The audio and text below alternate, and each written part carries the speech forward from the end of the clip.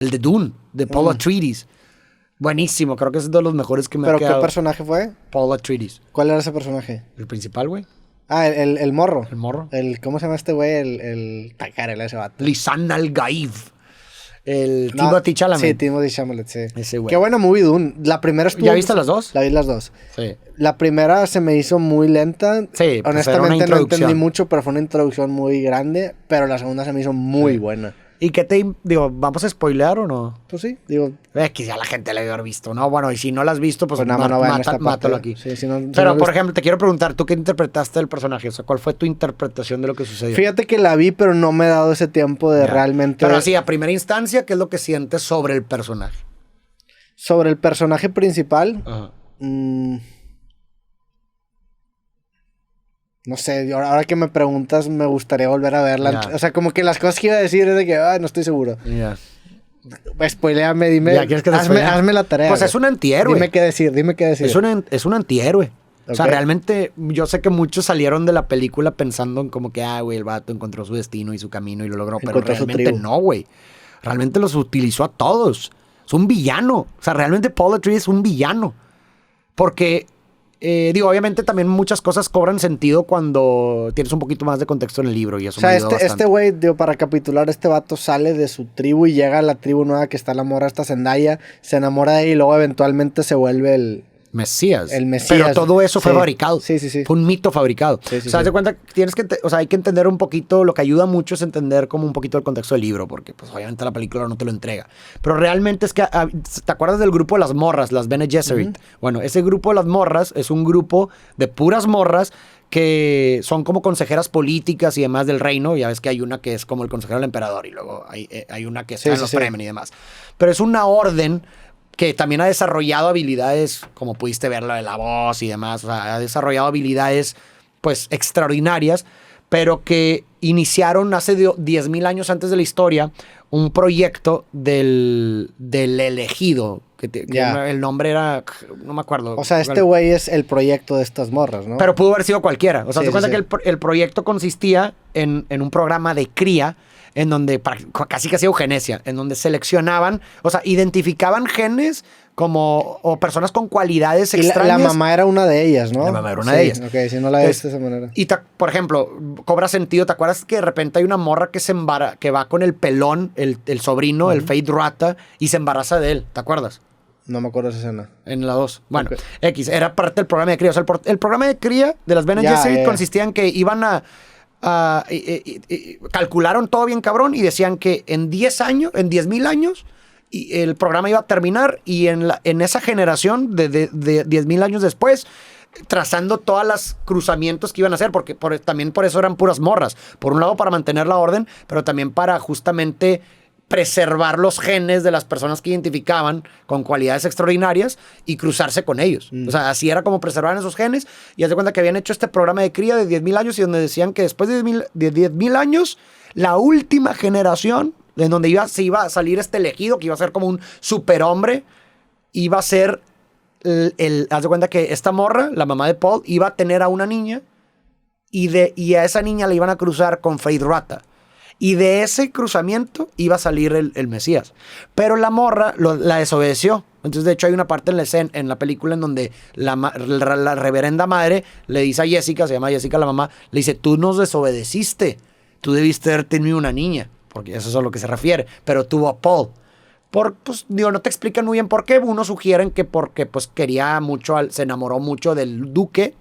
Y que como el duque quería un heredero, pues dijo, se lo dio. Y también por otro lado por orgullo, porque decía a lo mejor ella que ella podía crear a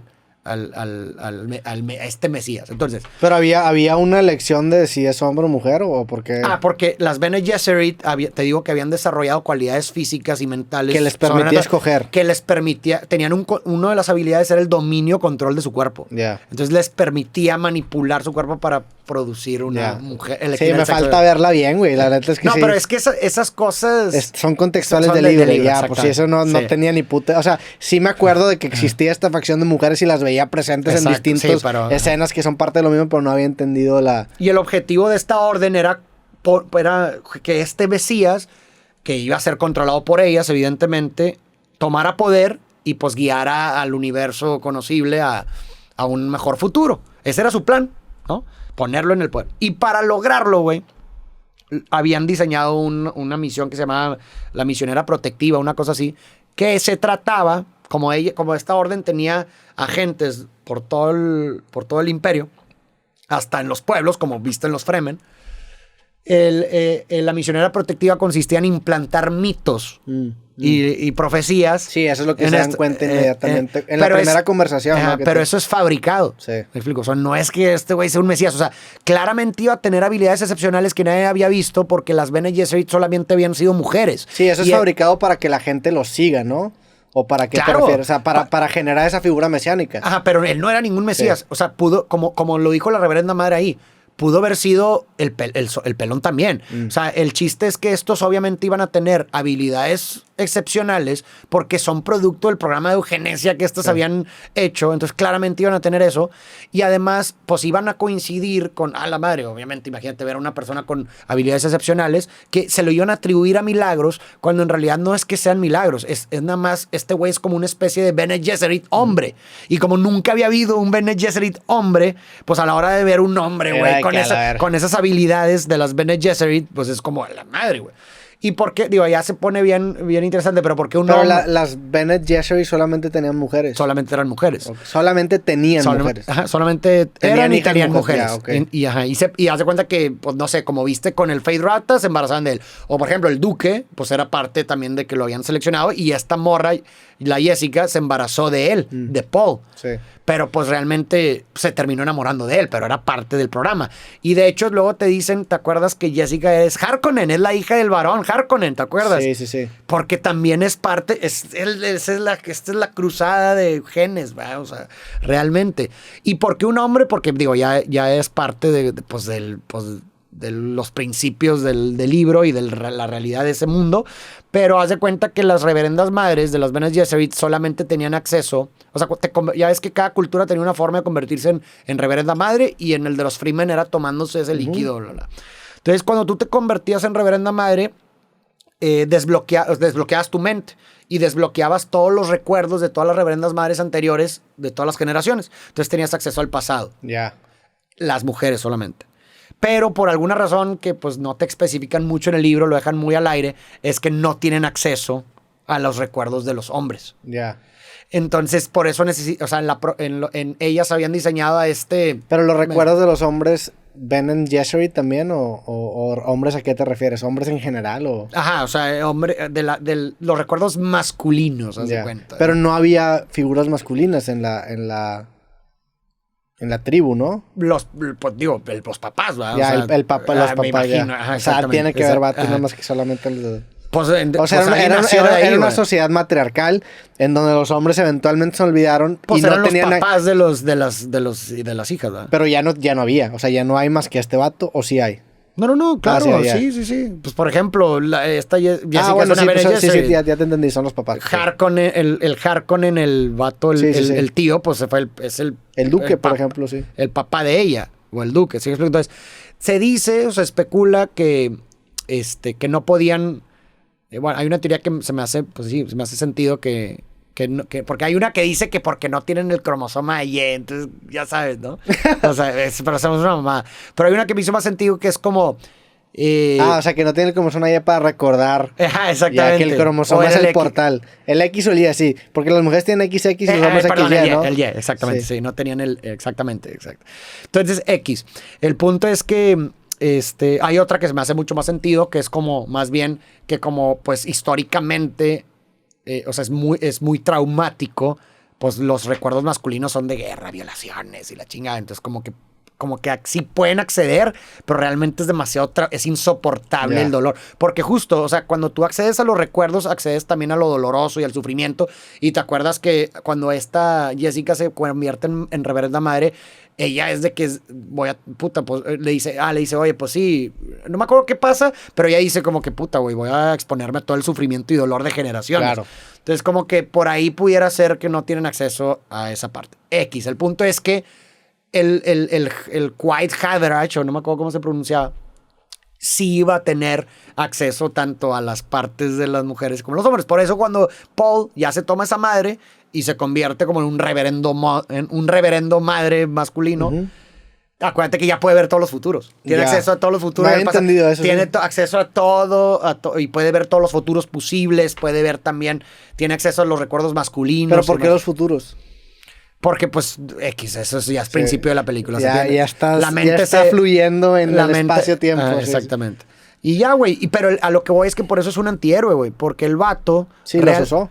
Realmente sabía que el único camino de su venganza de su padre, porque el vato pues obviamente tenía un resentimiento y se enteró de todo. Se enteró de que las Bene Gesserit orquestaron todo este pedo, se enteró que fueron cómplices en la muerte de su padre, se enteró que el emperador lo permitió y se enteró de todo eso. Entonces, paradójicamente, el güey asume el poder y pues el proyecto de 10,000 años de las Bene Gesserit vale verga. Eso no lo sabía antes de tomar ese pedo.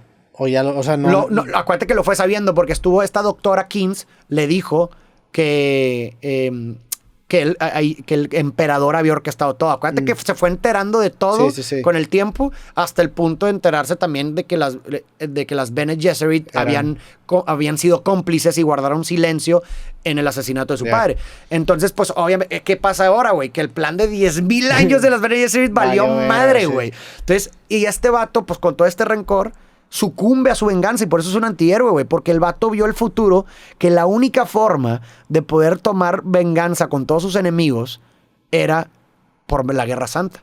Y la Guerra Santa iban a morir millones de personas y iba a cometer atrocidades peores que los Harkonnen.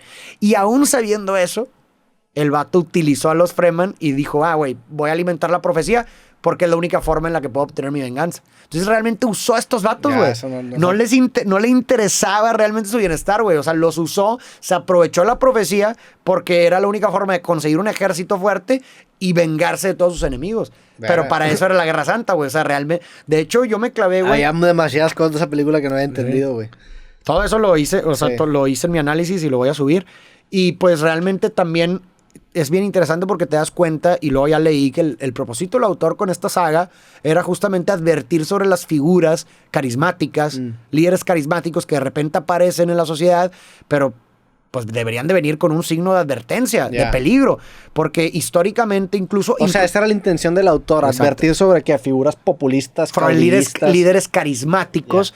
que se presentan como soluciones para los problemas. Soluciones fáciles a preguntar. Exactamente, como diciendo, ni una persona, aunque sea un verdadero héroe, por sí misma, por sí sola, puede solucionar nada. Porque decía, incluso aquellos que se presentan como verdaderos héroes, la gente imperfecta y mortal se conglomeraría a su alrededor y eventualmente formarían un poder que se corrompería. Claro. Güey, ¿cuántas historias no hemos visto de esas en el mundo?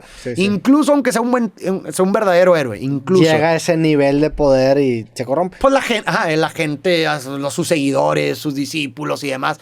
Digo, un ejemplo muy claro es la iglesia, güey. Claro.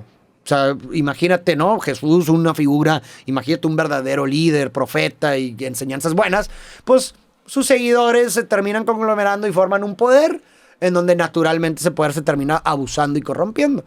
Entonces es como esta crítica a estas figuras mesiánicas o líderes carismáticos que, pues, a ver, pues también en la historia contemporánea lo hemos visto. Güey, ahora que te digo que estoy haciendo estos documentales de AI, me aventé el de los mormones. Que pues te lo estaba enseñando. Qué historia tan loca el de los mormones. ¿Has escuchado, has leído esa historia? No a profundidad, pero más o menos ahí. Es un vato que de repente tiene una especie de visión, creo que era el siglo XIX, en donde Dios y Jesús le dicen que todas las religiones están mal. O sea, el vato empieza a decir que todas las religiones están mal y pues la gente no se lo toma muy bien. Y aparte... Después se topa con un ángel que se llama Moroni y ese ángel empieza a decir que justamente en Nueva York, de casualidad, hay una reliquia sagrada que son unas placas de oro que contienen la verdad de la humanidad, ¿no? Entonces, varios años después, finalmente encuentra las placas doradas y en esas placas doradas estaban escritas en un idioma que solamente él podía entender, que era un egipcio no sé qué verga, egipcio no sé qué chingados. Y la gente lo empieza a seguir, y lo empieza a seguir, y lo empieza a seguir, y eventualmente matan a este güey. Y se genera una figura de mártir, llega otro vato, toma el poder y se vuelven se vuelven nómadas porque no eran muy bien recibidos en muchos lugares, y como matan a su principal figura, se vuelve un culto muy fuerte, güey. Y, güey, practican, bueno, creo que, no sé si todavía, seguramente los radicales, pero practicaban mucho la poligamia, o sea, tenían...